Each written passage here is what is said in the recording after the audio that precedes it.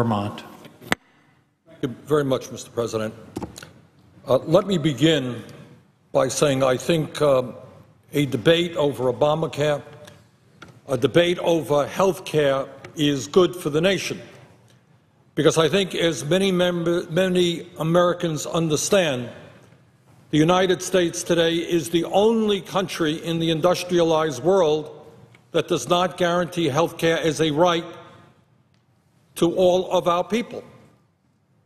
And today, before the initiation of Obamacare, we have 48 million people who have no health insurance. And I would tell my good friend from Texas that the state of Texas, I think, ranks first in the country in the percentage of their people under 65 who have no health insurance. 1 out of 4. George W. Bush was president for 8 years. Where were the ideas about how we provide health care to all of our people?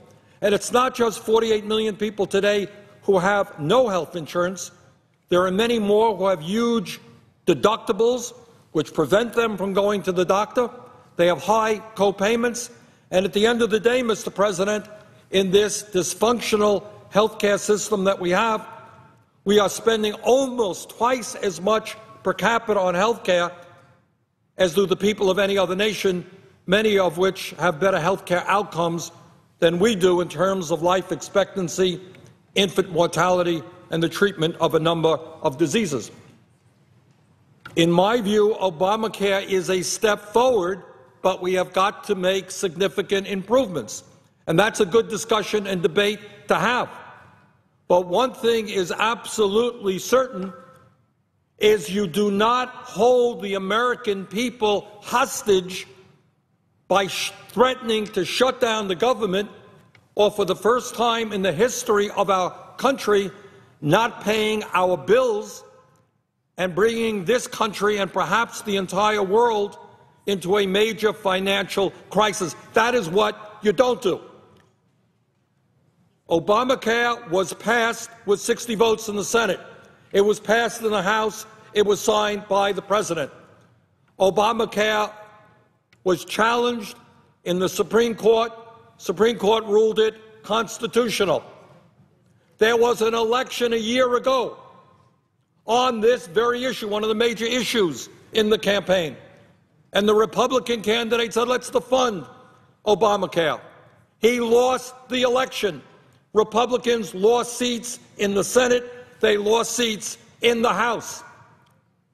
And that's what democracy is about. What democracy is not about is a handful of members of the House of Representatives, extreme right-wing Republicans, saying if we do not get our way, we are prepared to punish tens of millions of Americans. Yeah, we lost the election. Yeah, we lost seats in the House and the Senate. But we are prepared to bring this government down. We are prepared to cause perhaps a major global financial crisis unless we get our way. That is not what the American system is about. That's not what democracy is about. So if we want to debate about how we improve Obamacare, good debate. Let's have it. But let's not tell men and women in the United States Armed Forces who today are putting their lives on the line to defend us that they're not going to get paid. Let us not tell police officers here in Washington and elsewhere they may not get paid. Let's not tell working families who take their little kids into Head Start so they can then go out to work that that program may be killed. Let's not tell senior citizens who are on the Meals on Wheels program, who can't leave their homes, who depend upon a meal. Let's not punish them because you got a small number of extreme right-wingers who want to get their way at the expense of millions and millions of people. So, Mr. President, yeah, let's have a debate. Continue the debate. Obamacare will provide health insurance to 20 million more Americans. Good step forward. 28 million more remain uninsured. Many of the trade unions are concerned about provisions, and I share those views. Let's change that. Let's improve it. But let us not shut down the United States government and make us look like fools throughout the entire world because a handful of right-wing extremists are so determined to try to destroy this president. Mr. President, Senator Cruz was on the floor the other day, and I appreciate anyone. I was on the floor a couple of years ago for 8.5 hours. He was on the floor for 21 hours. That's tough, and I respect anyone who can do that. And I disagree with most of what he did say. But what he did say one thing which I think was right, and that is that we need a serious debate about fundamental issues. And, Mr. President, what I believe very strongly is that this debate about Obamacare is kind of small change, nickel and dime, compared to where many of our right-wing Republicans really want to go. And it is important that we have that debate because I think the American people are not understanding the role that multi-billionaires like the Koch brothers, worth some $70 billion, pouring hundreds of millions of dollars into the Tea Party, really what this debate is about. And it's a lot more than Obamacare. And let me just tell you some of the issues that are out there that we should be debating. Senator Cruz was right.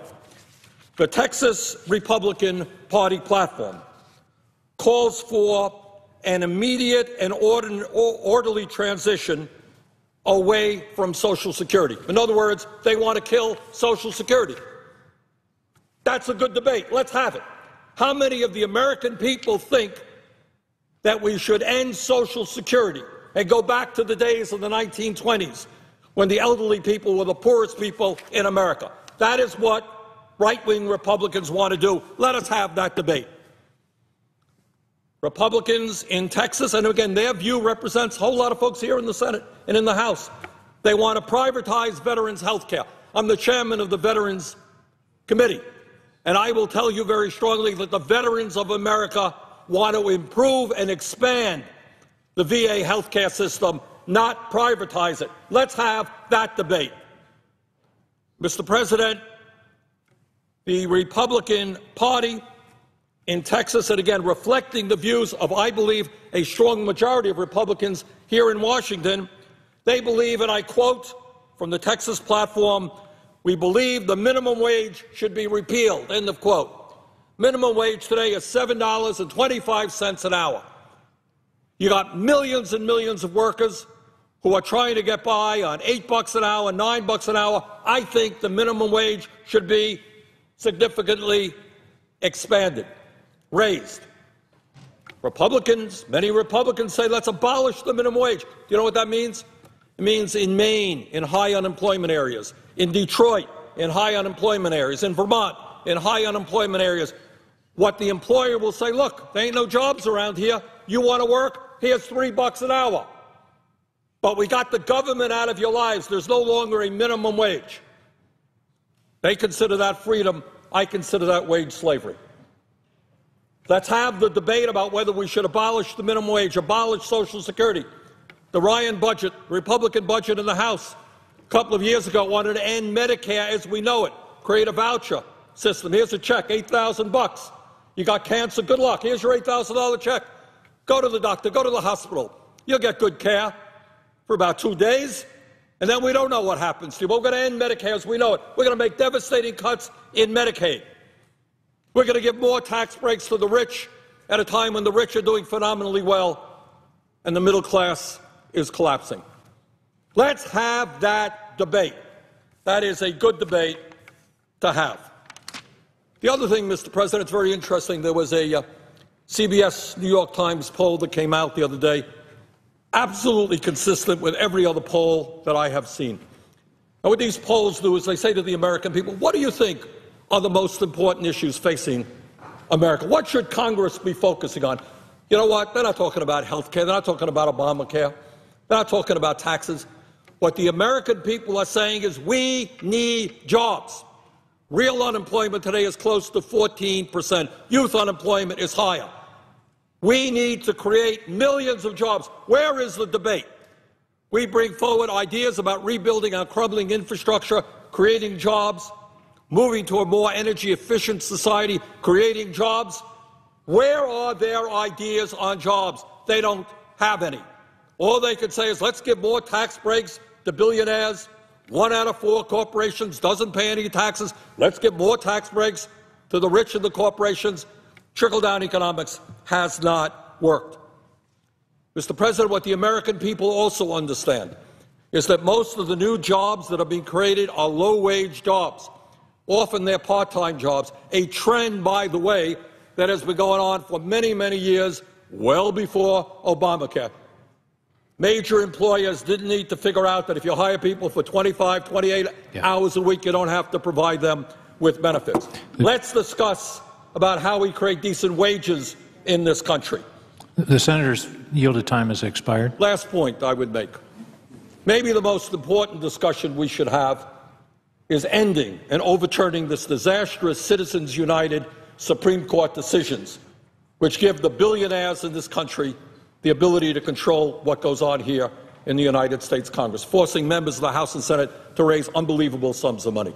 So there's a lot to be debating about, but one thing we should not be debating about is shutting down the United States government in order to achieve a narrow political goal. With that, I yield the floor. Mr. President.